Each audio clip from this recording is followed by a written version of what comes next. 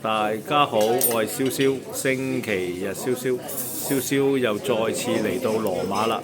而家呢就夜晚嚟到呢一間嘅 restaurant 就叫做 Leron， 喺 Google 呢嘅點評呢係4.7分嘅。呢個呢就係呢成立於呢1892年呢，已經有百幾年歷史啦。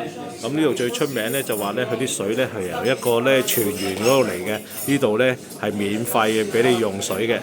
咁呢度呢就好古典好靚啦。咁呢蕭蕭啱啱呢就去完一個地方呢，就係一個地方就係呢傳說呢就係耶穌呢爬行呢上10幾20層嘅樓梯口呢，就去見彼拉多受審嘅。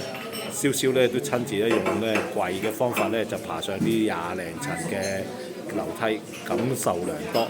咁咧都感受到耶穌嗰陣時嘅付出啦，同埋痛苦為我哋捨身嘅感受同埋咧嘅經歷。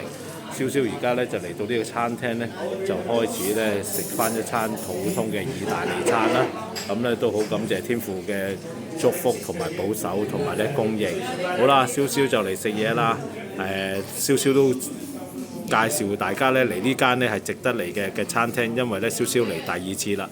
呢度咧啲服務非常好，同埋咧環境都好優雅，同埋咧都係一個好古典嘅意大利羅馬嘅一個餐廳。好啦，遲啲再見，願神祝福大家，保守大家，心裏平安，身體健康，拜拜。